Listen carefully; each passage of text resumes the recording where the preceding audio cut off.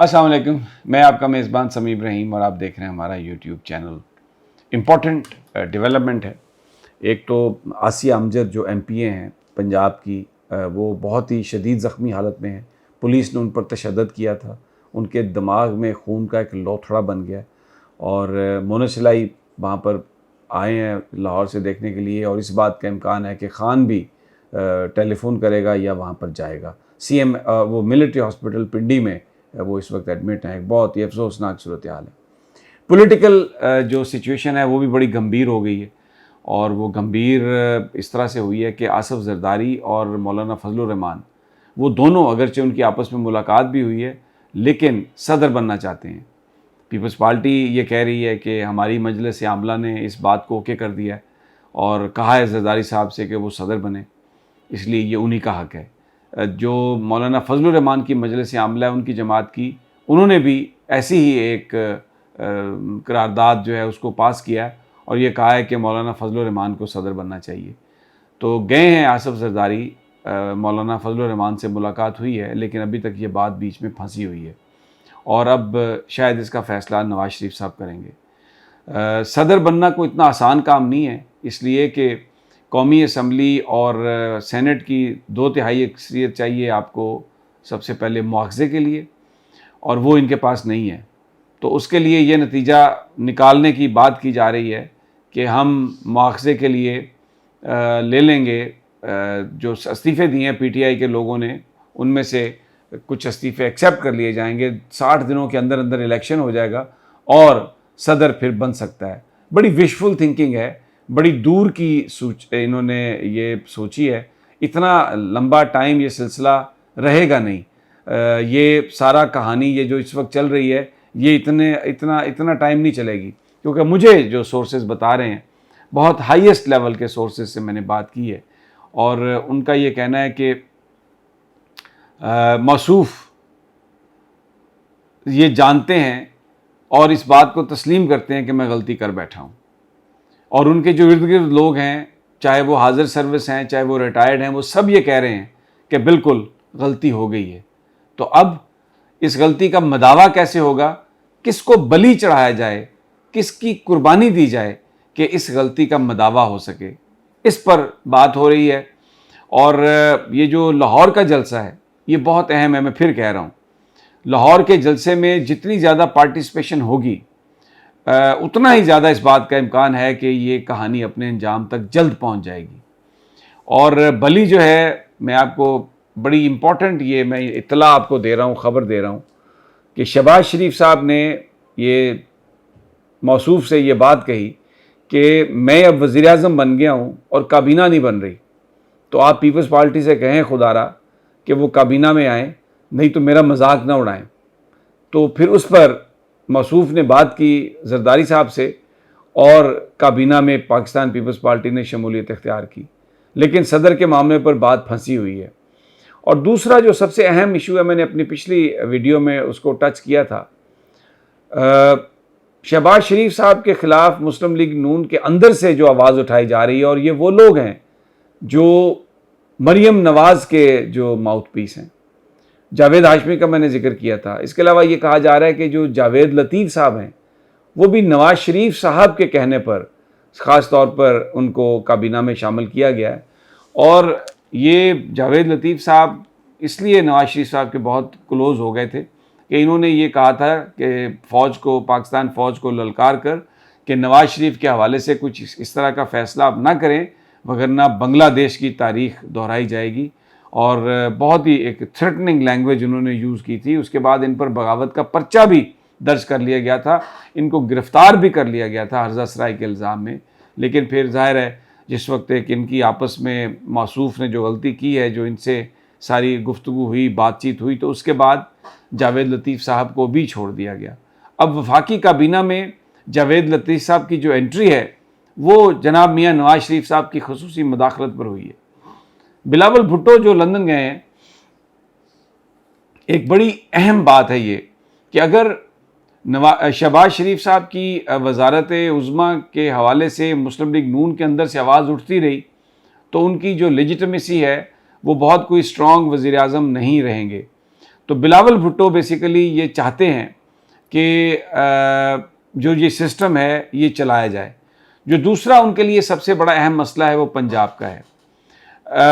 जिस तरीके से बयानबाजी हुई है, जिस तरीके से गुफ्तगू हुई है, एक गलती का एहसास होने के बाद वहाँ पर एक सेकंड थॉट है, और वो सेकंड थॉट है जिसमें पाकिस्तान पीपल्स पार्टी ऑन बोर्ड है कि हमज़ा शहबाज साहब को वज़ीर आला ना बनाया जाए।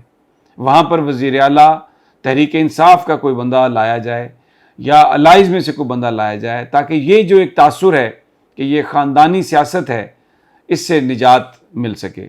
बिलावल भुट्टो बड़े रंजीदा हैं, क्योंकि CNN में इंटरव्यू के दौरान जब उनसे ये सवाल किया गया तो उन्होंने अमेरिका का कोई रेफरेंस दे के इसका जवाब देने की कोशिश की कि देखें बिल क्लिंटन की वो सदर थे और उनकी जो अहलिया थी, उन्होंने इलेक्शन लड़ा, तो वो कोई वहाँ पर भी तो ख़ानदानी चीज़ है।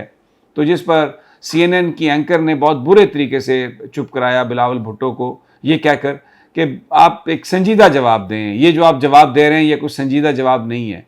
And Bilawal was knocked out.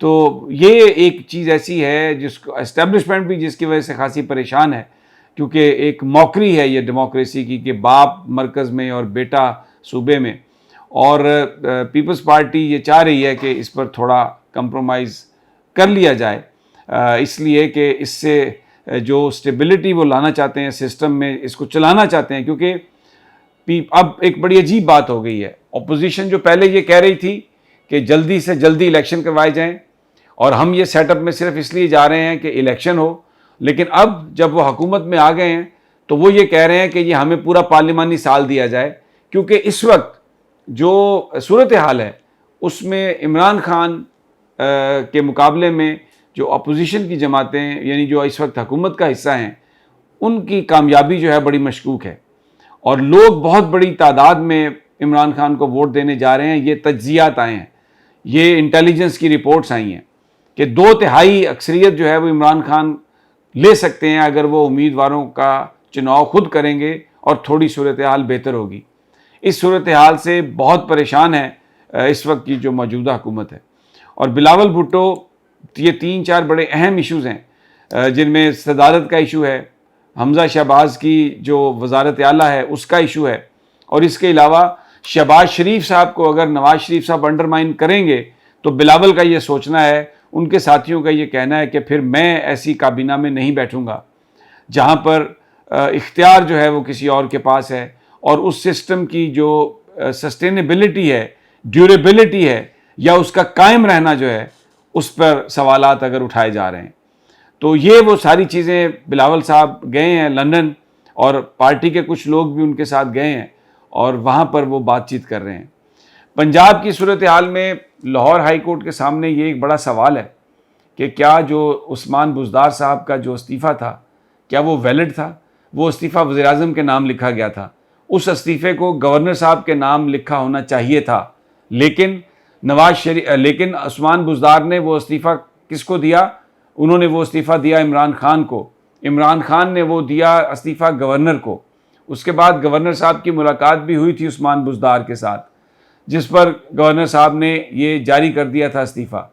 और गवर्नर चौधरी सरवर की जो सैकिंग थी, उनको जो हटाया गया था, वो भी इसीलिए हटाया गया था कि वो उस इस्तीफ़े को नहीं मान रहे थे। वो कह रहे थे कि ये आइनी तौर पर ठीक नहीं है।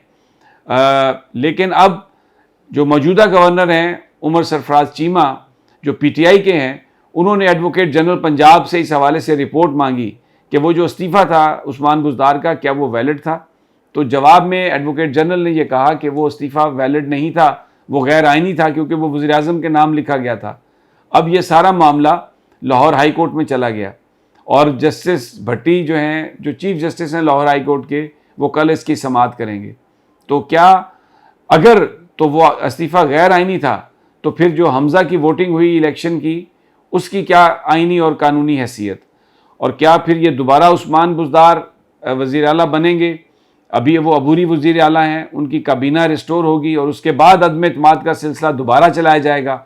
वेरी इंटरेस्टिंग क्वेश्चंस, और इनका फैसला जो है वो लाहौर हाई कोर्ट कल चीफ जस्टिस साहब इसको सुनने जा रहे हैं। अब कुछ लोगों का ये कहना है कि जो ताकतवर लोग हैं वो सब इस बात पर मुत्तफिक हैं, उन्हें इस बात का एहसास है कि मौसूफ गलती कर बैठे हैं, और मौसूफ को ये बात पिछले 2-3 दिनों में लाहौर में पूरी तरह समझा दी गई है, उन्हें समझ आ गई है।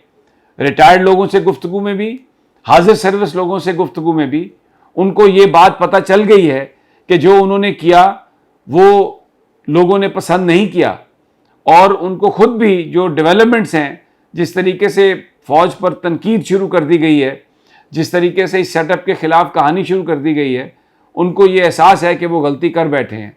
उन्होंने अपने करीबी साथियों से इस बात का इजहार भी किया है।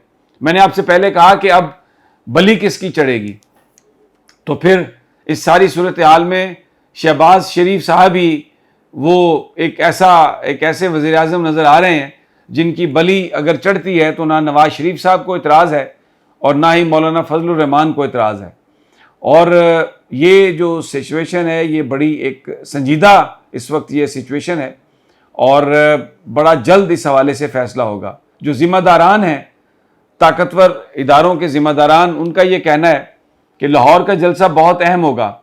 अगर लाहौर का जलसा भी उसी तरह हुआ जैसे पेशावर और कराची में रिकॉर्ड टूटे हैं, तो फिर सूरत हाल किसी तरफ भी जा सकती है। और अगर इमरान खान के साथ लोग हों और वो ये ऐलान कर दें कि हर तरफ ब्लॉक कर दो और मरकज़ की तरफ हमने जाना है, तो फौरी तौर पर एक कंसल्टेशन के नतीजे में ये फ़ैसला हो सकता है कि इलेक्शन बहुत जल्द करवा दिए जाएं। सुप्रीम कोर्ट की तरफ भी नज़रें हैं। आर्टिकल 63A के हवाले से उनका फ़ैसला भी अगले 1-2 दिनों में मुतवक्को है। ये बहुत अहम मामलात हैं, लेकिन मैं एंड में यही कहूँगा कि मौसूफ ने जो गलती की उनको भी एहसास दिला दिया गया है, और इदारों में भी इस बात का एहसास है, और अब सूरत हाल बहुत तेज़ी से नए इंतखाबात की तरफ चल रही है। इजाज़त दीजिए अगली वीडियो तक। अल्लाह निगहबान।